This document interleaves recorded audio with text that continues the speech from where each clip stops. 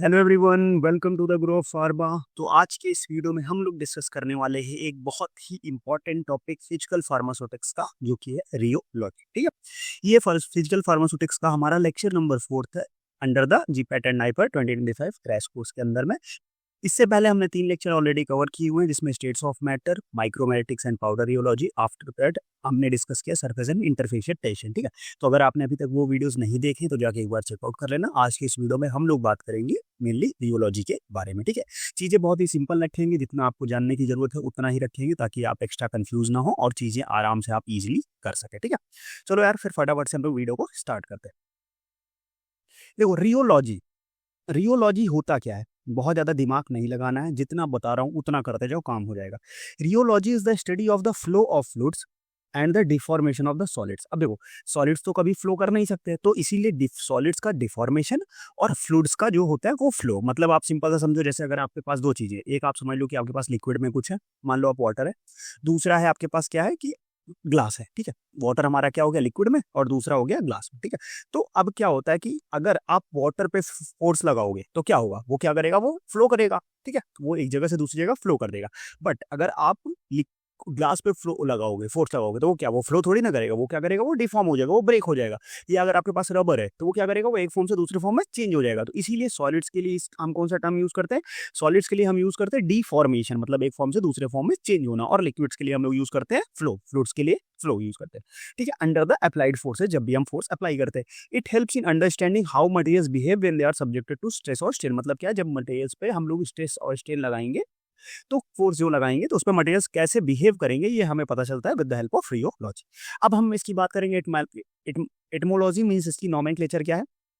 Term rheology comes from the Greek words, दो Greek words है, क्या है, एक है रियो, रियो का मतलब है फ्लो, लोगस, लोगस मतलब साइंस और स्टडी, तो it is the science of the flow, या we can say that it is the study of the flow. Okay, now key concepts, क्या क्या की कॉन्सेप्ट्स हैं जो हमें पढ़ना है इसमें। लिक्विड्स का फ्लो बिहेवियर, कि हमारा जो लिक्विड है वो कैसे बिहेव करेगा। फॉर एग्जांपल अगर हम दो ले ले, एक लिक्विड ले ले जिसकी विस्कोसिटी ज्यादा है, फॉर एग्जांपल हम वाटर, एक विस्कोसिटी ज्यादा मतलब हनी ले ले, या कोई भी आप जेल ले लो, और दूसरा ले लो ऑफ वाटर। ठीक है, तो जब आप जेल और वाटर को कंपेयर करोगे बाय अप्लाइंग द फोर्स, तो दोनों के जो फ्लो बिहेवियर है वो डिफरेंट होगा। जेल में क्या होगा, थोड़ा सा फास्ट होगा और उसमें थोड़ा कम होगा। और अगर आपको और प्रैक्टिकल इसको देखना, तो आप क्या करो, एक स्पून में जेल लो, या आपके पास कोई शेक हो, आप शेक लो, जेल लो, उसको क्या करो, उसको ऐसे ड्रॉप करो। ठीक है, और जमीन पे ना ड्रॉप करना, नहीं मम्मी मारेंगी आपको, क्या है, आप एक प्लेट पे ड्रॉप करो। ठीक है, और साथ में वाटर ड्रॉप करो, तो आप समझ में आ जाएगा। उसके बाद आप उस पर थोड़ा सा फोर्स लगाओगे तो आपको समझ में आ जाएगा कि दोनों में क्या डिफरेंस है। सॉलिड्स में क्या होता है, सॉलिड्स में डिफॉर्मेशन होता है। डिफॉर्मेशन के लिए भी हम कैसे पता कर सकते हैं, हम पता कर सकते हैं कि रबर में और ग्लास में क्या अंतर आ रहा है डिफॉर्मेशन के लिए। विस्कोसिटी, विस्कोसिटी क्या होता है, viscosity is the resistance of the fluid flow, fluid के जो फ्लो होने का रेजिस्टेंस है वो विस्कोसिटी है। फॉर एग्जांपल जैसे अभी मैंने बताया कि हनी और वाटर, इसमें जब आप डिफरेंस देखोगे तो डिफरेंस किसकी वजह से आ रहा है, ये डिफरेंस आ रहा है उनकी विस्कोसिटी की वजह से। Elasticity and plasticity, elasticity and plasticity हम ये कहते हैं कि जैसे अगर आप फोर्स लगा के छोड़ देते हो, तो कुछ मटेरियल ऐसे होते हैं जो थोड़े टाइम बाद अपने ओरिजिनल पोजीशन पे वापस आ जाते हैं, और कुछ वापस नहीं आ पाते हैं, नहीं आते हैं, वो परमानेंट शेप ले लेते हैं। वही हम जो वापस आ जाएंगे उन्हें बोलेंगे इलास्टिक, जो नहीं आएंगे उनको बोलेंगे प्लास्टिक। ओके, चलो नेक्स्ट, अब हम लोग आगे बढ़ेंगे। एप्लीकेशंस, एप्लीकेशंस अलग अलग फॉर्मुलेशंस लाइक हमारा सिरप्स, जेल्स, उसमें टैबलेट एंड कैप्सूल की मैन्युफैक्चरिंग में भी, और ड्रग डिलीवरी में भी अलग अलग ड्रग डिलीवरी सिस्टम्स भी इसके एप्लीकेशंस हैं। ठीक है, इसमें हम लोग इन डिटेल नहीं जाएंगे, क्योंकि वहां से हमें क्वेश्चन नहीं मिलते। देखो, हमारा मेन ऑब्जेक्टिव क्या है सेशन का, मेन ऑब्जेक्टिव हमारा सेशन का है कि हमें क्वेश्चन करने हैं जीपैट एंड नाइपर। ठीक है, तो उसके बेसिस पे हम चीजें करेंगे। चलो नेक्स्ट, अब बात करते हैं कि फ्लो ऑफ फ्लूइड्स। अब देखो, फ्लो ऑफ फ्लूइड्स के क्लासिफिकेशन हम लोग थोड़ा सा देख लेते हैं। ठीक है, अगर आप क्लासिफिकेशन देखोगे तो मैं आपको एक टेबुलर फॉर्म में आपको एक पूरा क्लासिफिकेशन ही समझा देता हूँ, जो आपके लिए बहुत ही इंपॉर्टेंट होने वाला है। ठीक है, अगर हम बात करते हैं किसकी, कि फ्लो ऑफ फ्लूइड। ठीक है, हम बात कर ले, हमने लिया फ्लो ऑफ फ्लूइड। ठीक है, अब इस फ्लो को हम कैसे कर सकते हैं, इस फ्लो को हम दो पार्ट में क्लासीफाई कर सकते हैं। ठीक है, एक हमारा जो पार्ट आएगा, एक तो आएगा अपना न्यूटोनियन फ्लो, एक जो पार्ट आएगा वो क्या आएगा, न्यूटोनियन फ्लो। ठीक है, एक पार्ट आ गया जो न्यूटन्स लॉ को फॉलो करता है, वो हो गया न्यूटोनियन फ्लो। यहाँ न्यूटन्स का ग्रेविटेशन का लॉ नहीं आएगा, यहाँ फ्लो का लॉ आता है। न्यूटन वाइज आपने हर जगह लॉ दे रखे थे अपनी।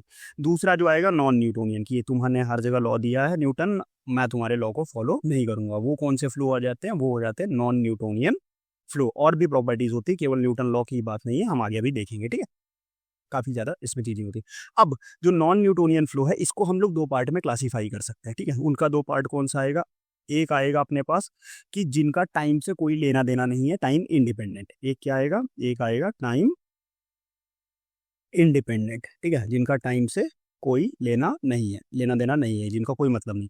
दूसरा हमारे और आपके जैसे लोग जिनका टाइम से लेना देना है, जो कि जीपैट एग्जाम की डेट शीट आ गई है, हमें उसी टाइम फ्रेम में अपनी सारी चीज़ें करनी है। तो हम कैसे हो जाते हैं, हम हो जाते हैं टाइम पे डिपेंडेंट, हमें टाइम पे डिपेंड होके काम करना पड़ेगा, ऐसा नहीं कि हम सोते रह जाएंगे, ठीक है। तो दो हो गए, टाइम डिपेंडेंट और टाइम इंडिपेंडेंट, समझे बात को। अब जो हमारे टाइम इंडिपेंडेंट भाई साहब हैं, ये भी 3 पार्ट में आते हैं। इनको कौन कौन सा क्लासिफिकेशन है, इनका जो पहला पार्ट है, पहला क्लासिफिकेशन है, पहला आता है इसमें प्लास्टिक फ्लो, ठीक है, पहला आता है plastic flow, okay. Second one is the pseudo plastic, second one is a pseudo plastic, ठीक है, नोट कर लो, बहुत काम की चीज बता रहा हूँ, ठीक है। Second one is a pseudo plastic, got it. Now third one is the dilatant flow. What is the third one is a dilatant. अब इनके बारे में हम डिटेल में पढ़ने वाले हैं, कोई दिक्कत नहीं है, आपको परेशान नहीं होना, ठीक है। Third one is a dilatant flow, समझ गए बात को। तो अभी तक हमने क्या देखा, अभी तक हमने देखा कि जो हमारे फ्लो ऑफ फ्लूइड्स है, Newtonian flow, non Newtonian flow. Newtonian flow में दो, time independent, time dependent. Time independent again classified into 3 parts, plastic flow, pseudo plastic flow and dilatant flow. Now the time independent we can classify the time, sorry, time dependent, we can classify time dependent also in two groups, that is a thixotropic,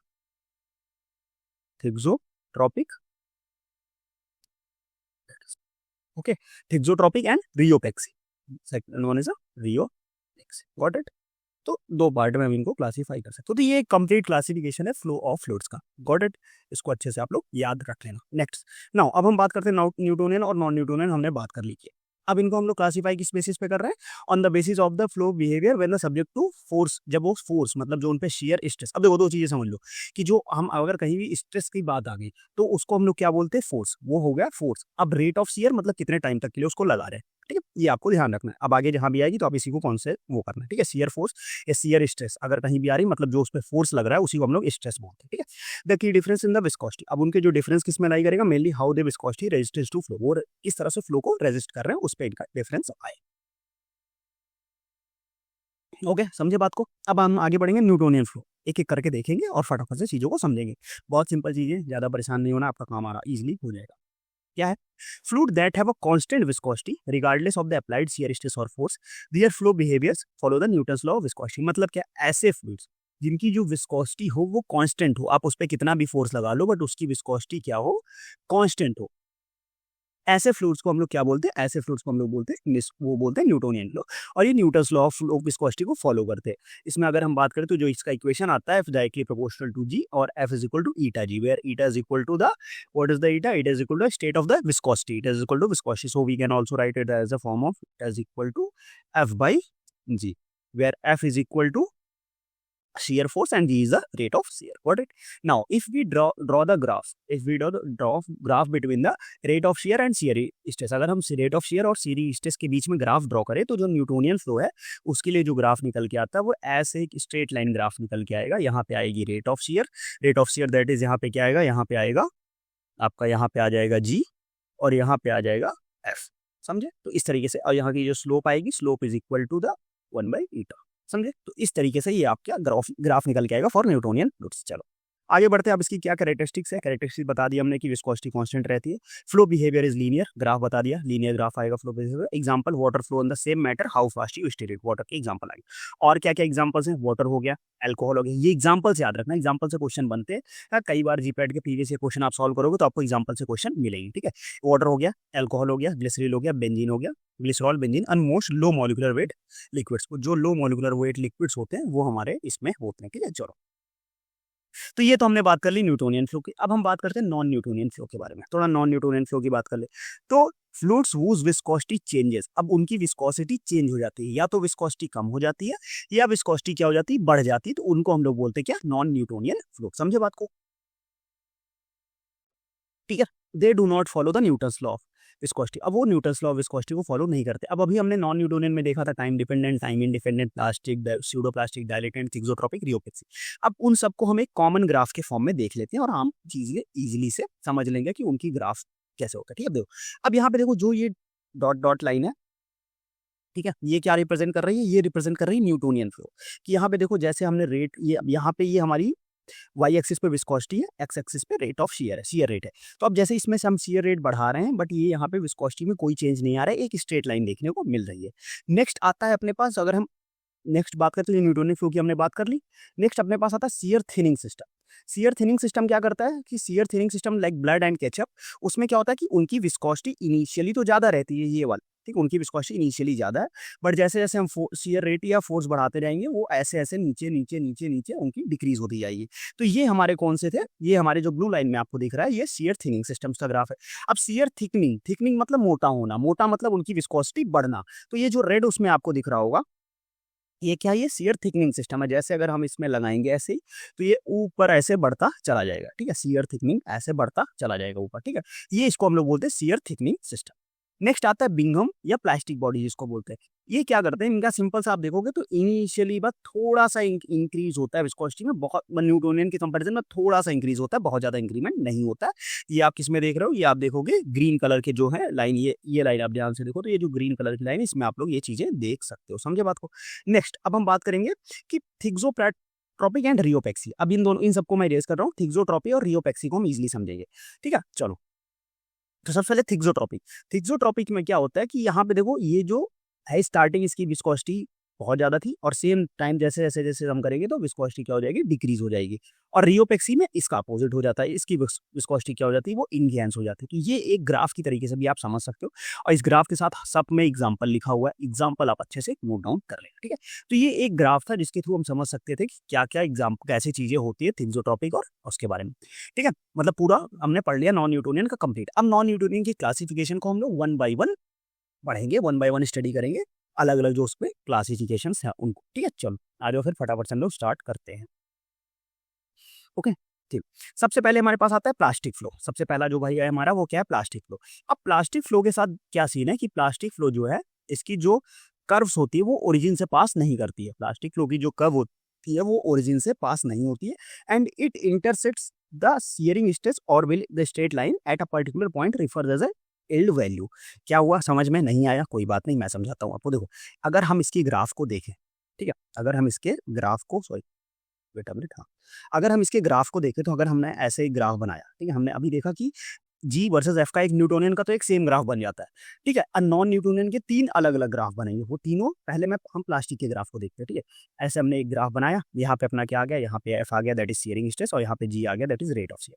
अब इसका जो graph होता है वो origin से start नहीं होता। जो पॉइंट बता रहा हूँ यहीं से क्वेश्चन आते हैं, ठीक है? कहीं से बाहर से क्वेश्चन नहीं, इन्हीं पॉइंट से आपके क्वेश्चन और रिसेंटली इन सबसे 2021 में, 2016 में इन्हीं सब पॉइंट से और 2015 में, 2023 में, 2018 में ऑलमोस्ट हर साल एक क्वेश्चन, 2 क्वेश्चन कन्फर्म में आता, ठीक है? तो उसको आपको ध्यान रखना है। 2018 में तो 2 क्वेश्चन आए थे।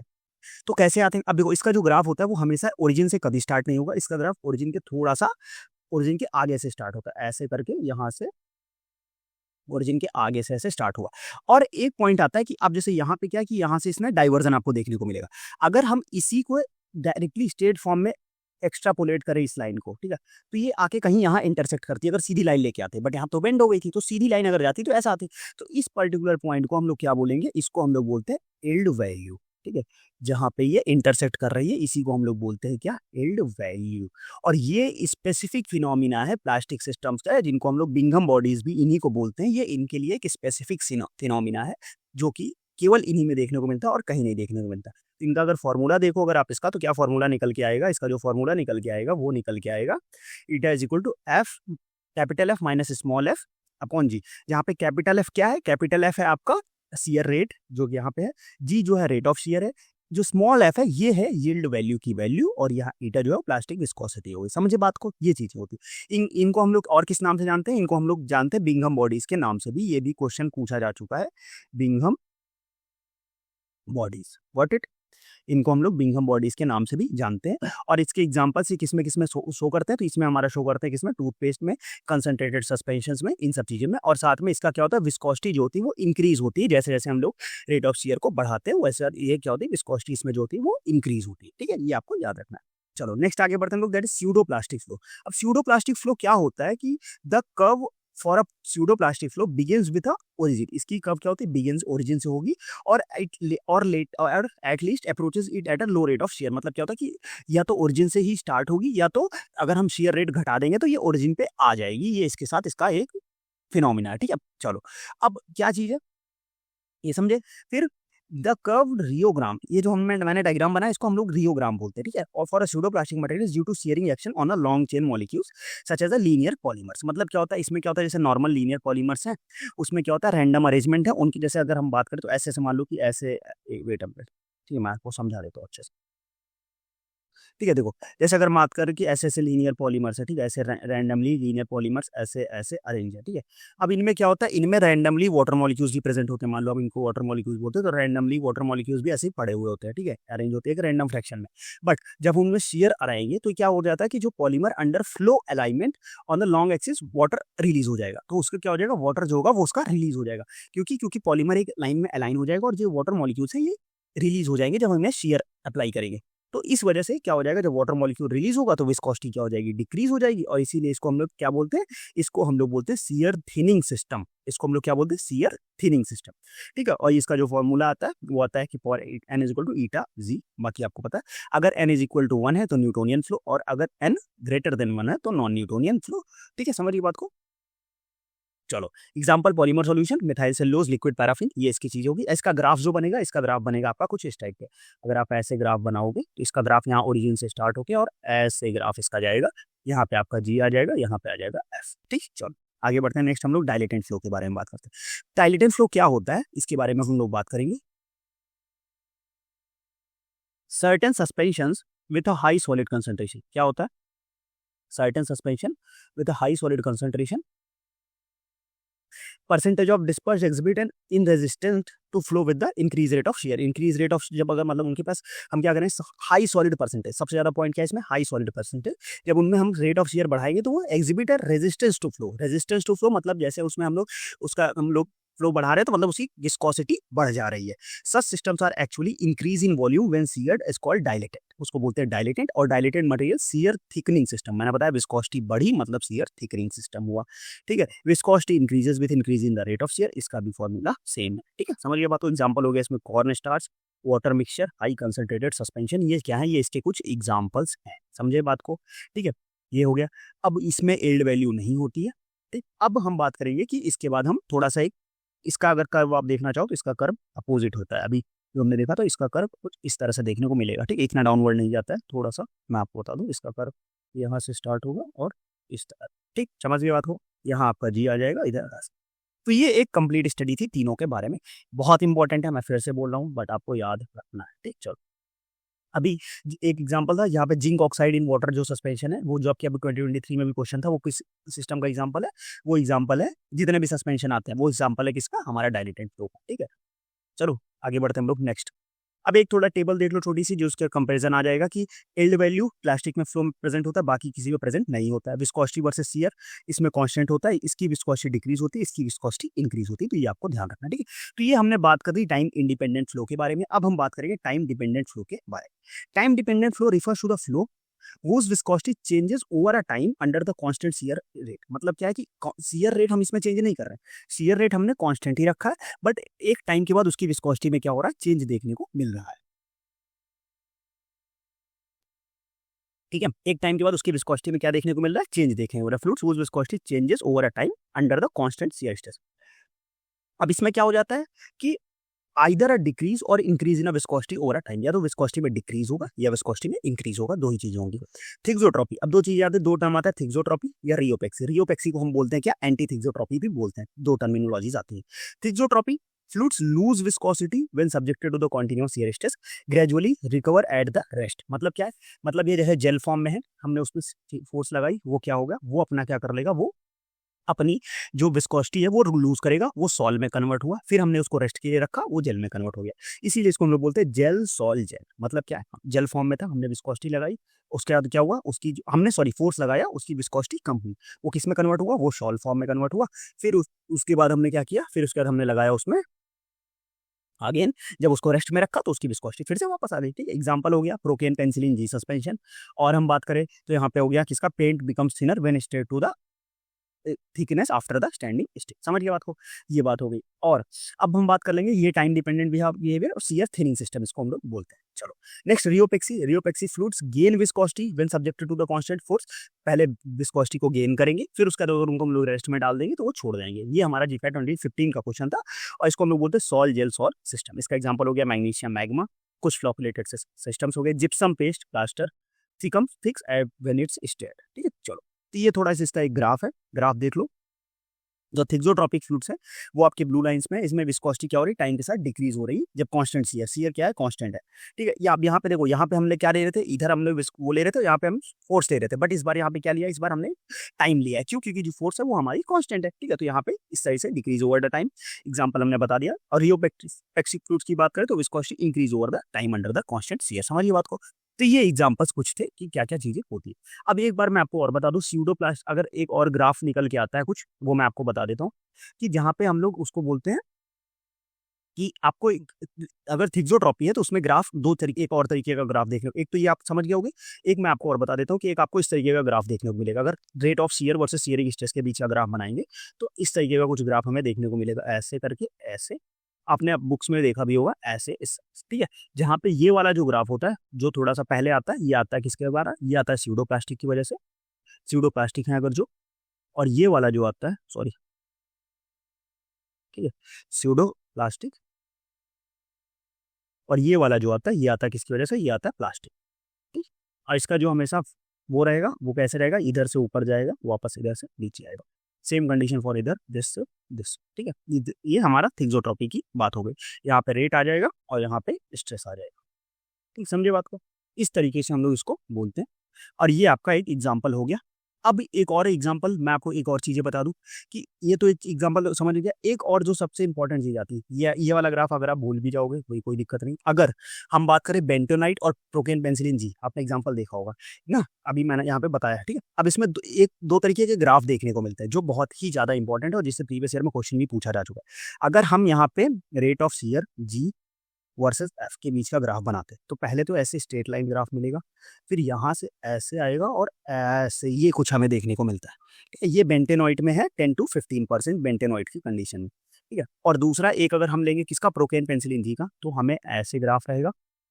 ये यहाँ से तो ऐसे गया, फिर यहाँ से ऐसे आके ऐसे देखने को मिलेगा। ठीक है, यहाँ पे जी और वहाँ पे। ठीक है, अब ये जो है इसको हम लोग बोलते हैं क्या है, इसको हम लोग बोलते हैं बल्ज। इसको हम लोग बोलते हैं क्या है, इसको हम लोग बल्ज बोलते हैं। और इसको हम लोग बोलते हैं क्या, स्पर वैल्यू, स्पर। ठीक है, सॉरी, इसको इसको हम लोग स्पर बोलते हैं। ठीक है, ये बल्ज हो गया, BULGE, ये हो गया स्पर SPUR। ठीक है, तो ये बल्जेस और स्पर कहाँ पे आते हैं, ये इंपॉर्टेंट है।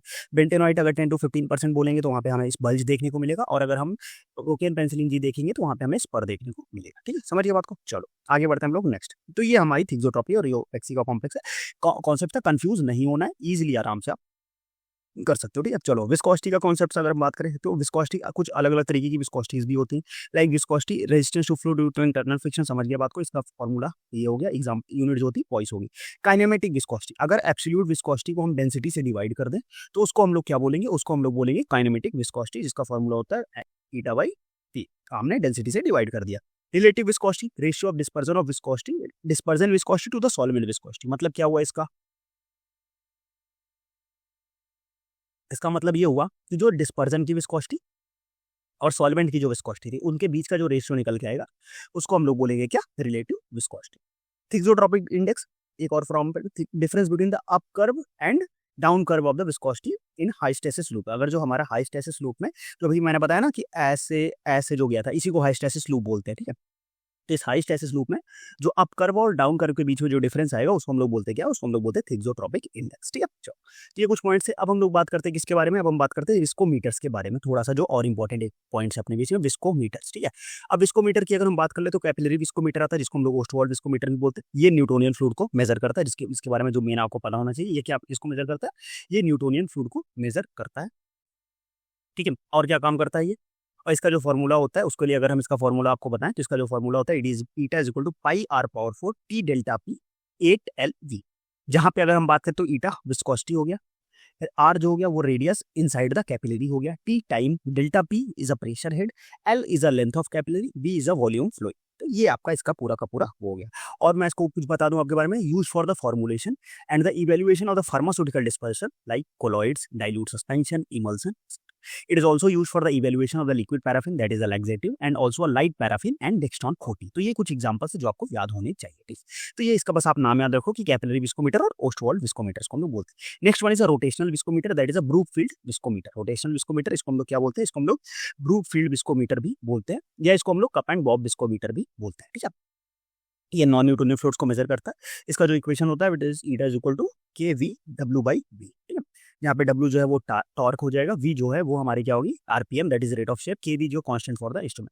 अब यहाँ पे दो तरीके का ये हमें देखने को मिलता है, ये हमें कितने तरीके को देखने को मिलता है, ये हमें दो तरीके का होता है। जो हमारा ब्रूकफील्ड विस्कोमीटर है, रोटेशनल विस्कोमीटर, ये दो तरीके, एक होता है कोवेट टाइप COUE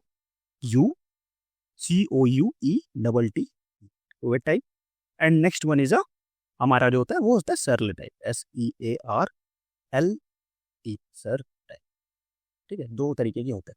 अब सर दोनों में डिफरेंस क्या है, दोनों कैसे आपको याद रखना है, सिंपल सी बात रखो। हमने देखा ना यहाँ पे कप एंड बॉब, इसको मैंने क्या बोला, इसको मैंने बोला कप एंड बॉब विस्कोमीटर बोला ना मैंने, इसको इसका दूसरा नाम कप एंड बॉब। तो C फॉर क्या होता है, C for cuvette, C for cup. अगर जो कप है, अगर इसका जो कप है वो रोटेट कर रहा है, वो रिवॉल्व कर रहा है, उस तो हम उसको कीवर्ड बोलेंगे।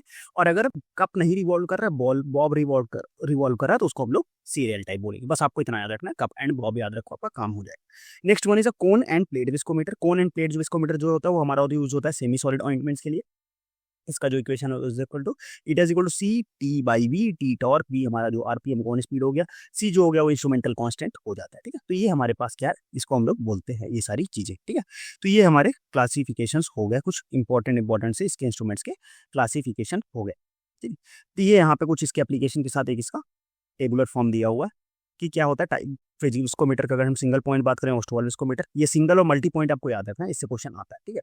अब मैं और आपको बता दूं तो मल्टी पॉइंट में हमारे और कौन से आते हैं, मल्टी पॉइंट में ब्रूकफील्ड भी आता है, और मल्टी पॉइंट में कौन कौन से आते हैं, मल्टी पॉइंट में cup and Bob, cone end plate आते हैं। सिंगल पॉइंट में हमारा फॉलिंग स्फीयर, कैपिलरी विस्कोमीटर आता है। इसका application Newtonian fluid, example syrups, non Newtonian example creams, और कहाँ पे हमारा liquid paraffin, dilute colloid, suspension and emulsion, इन सब प्लेस को हम लोग यूज करते हैं। अब एक जो हमारा एक और टर्मिनोलॉजीज है जो हमारी क्या है आज की लास्ट टर्मिनोलॉजी, जिसको हम लोग पढ़ेंगे और आज का वीडियो हम लोग एंड करेंगे। उसको हम लोग बोलते हैं क्या, visco elasticity.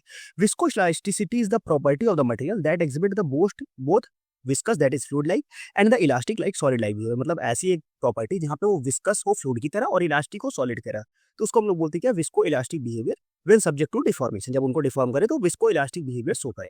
This means they can both flow like a liquid and return to their original shape like a solid. मतलब क्या, उनको फ्लो भी कर सकता है, वो ओरिजिनल वो किस टाइम में आ जाता है, वो सॉलिड में भी वापस आ सकते हैं। तो इस तरीके की कंडीशन को हम लोग क्या बोलते हैं, इसको हम लोग बोलते हैं विस्को इलास्टिसिटी, ठीक है।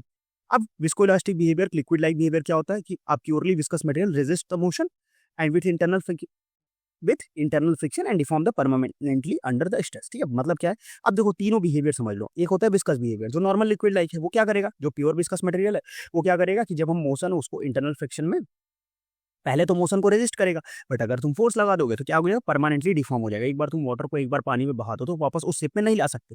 तो इस, और for example honey, oil, glycerine. Elastic behaviour जो सॉलिड लाइक की काम करेगा, purely elastic material return to its original से। फॉर एग्जांपल अगर तुम एक रबर बैंड को स्ट्रेच करो फिर छोड़ दो तो वो क्या करेगा, वो अपने पोजीशन में स्ट्रेस वापस आ जाएगा, तो रबर हो गया, स्प्रिंग हो गया। बट विस्को इलास्टिक क्या होता है, दोनों का कॉम्बिनेशन होता है।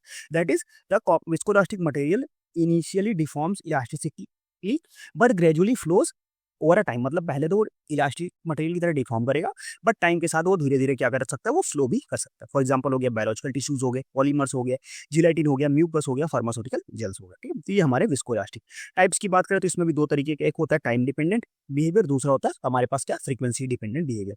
टाइम डिपेंडेंट बिहेवियर में बात करें तो सबसे पहले एक टर्म हो जाती है creep. When a constant force is applied the material slowly deforms over the time. मतलब क्या होगी, टाइम के साथ स्लोली डिफॉर्म हो रहा है तो वो क्रीप बिहेवियर होता है। Sagging of skin with age. Stress relaxation की बात करें, when material is stretched and held at a fix position the internal stress decrease over time. उसका जो इंटरनल स्ट्रेस है वो क्या करेगा, वो टाइम के साथ डिक्रीज हो जाएगा। जब उसके बाद पहले हम क्या करेंगे, स्ट्रेच करके फिर एक फिक्स पोजीशन पे छोड़ देंगे, तो उसका जो इंटरनल स्ट्रेस है वो धीरे-धीरे टाइम के साथ क्या हो जाएगा, डिक्रीज़ हो जाएगा। Example stretching of the ligaments. Next one is a frequency dependent behaviour. Frequency dependent means at low strain rates and high strain rate. Low strain rate पे मटेरियल किसी तरह विस्कस की तरह बिहेव करेगा, फ्लूइड लाइक बिहेव करेगा, but अगर वही strain rate को हम हाई कर दें तो मटेरियल किसी तरह बिहेव करेगा, मटेरियल बिहेव करेगा सॉलिड की तरह। तो ये अपने पास एक डिटेल थी किसके बारे में, type of visco elastic behaviour की। विस्को इलास्टिक बिहेवियर्स होते हैं वो क्या होते हैं, क्या-क्या उनके टाइप्स होते हैं, ठीक है? ओके, तो ये कंप्लीट था हमारा। अब हम आगे बढ़ेंगे और आज का वीडियो हम लोग यहाँ पे क्या करेंगे, आज का वीडियो हम लोग यहाँ पे एंड करेंगे, ठीक है? तो वीडियो कैसा लगा आपको? सारी चीज़ें आज की रियोलॉजी में मैंने कोशिश की कि थोड़ा-सा कॉम्प्लेक्स टॉपिक था, बट मैंने कोशिश करी है कि एकदम सिंपलर वे में आपको समझाया जाए, जितनी आपकी ज़रूरत हो उतना ही आपको बताया जाए। बहुत ज़्यादा एक्स्ट्रा बता के कोई मतलब नहीं है, बट आपको अभी लास्ट में विस्को इलास्टिसिटी का जो कॉन्सेप्ट लिया था, इससे रिसेंटली 2023 में क्वेश्चन था, इसीलिए मैंने थोड़ा-सा उसको एम्फसाइज़ किया इन डिटेल कि मे बी आपको क्वेश्चन देखने को मिल सकता है, ठीक है? बाकी आप हमें व्हाट्सएप ग्रुप जॉइन करो, टेलीग्राम चैनल जॉइन करो, एफबी तो हम पे हैं, हम नहीं, यहाँ लोगों बाय मिस्टेक आ गया। हम इंस्टाग्राम पे हैं, तो इंस्टा पे आप हमें फॉलो कर सकते हो, साथ में नोट्स जाके ज्वाइन कर लो, नोट्स हमारे इस वेबसाइट से आपको मिल जाएंगे। साथ ही चैनल विजिट करो, काफ़ी इंपॉर्टेंट चीज़ें आपके लिए क्रैश कोर्स के लिए चैनल पे अवेलेबल है। आपके लिए हमने pharmacognosy, pharmaceutics, pharmacology, different different subjects के free of cost lecture available है, साथ में पीवाईक्यूज भी अवेलेबल है। और अभी हम प्लान कर रहे हैं विद इन अभी मैं अनाउंसमेंट वीडियो लेके आ जाऊँगा, जिसमें हम topic wise, subject wise GPAT and NIPER दोनों की पीवाईक्यूज आपको कराने का सोच रहे हैं। तो आप तब तक क्या करना है, आपको सपोर्ट करना है, अपने दोस्तों के साथ चैनल को सब्सक्राइब करो, शेयर करो और वीडियो को लाइक करो, एक अच्छा सा कमेंट करो, जो भी लगा हो आपको वीडियो देख के ऑनेस्ट आप अपना एक रिव्यू दो कि क्या चीज़ें हैं, क्या हम इंप्रूव कर सकते हैं, क्या ऐड ऑन कर सकते हैं, ठीक है? और किसी टॉपिक पे आपको वीडियो चाहिए तो वो भी आप कमेंट सेक्शन में बताना, हम उस पर वीडियो लेके आएंगे, ठीक है? तो फिर आज का वीडियो हम लोग यही एंड करेंगे, मिलते हैं नेक्स्ट वीडियो में, तब तक के लिए बाय बाय।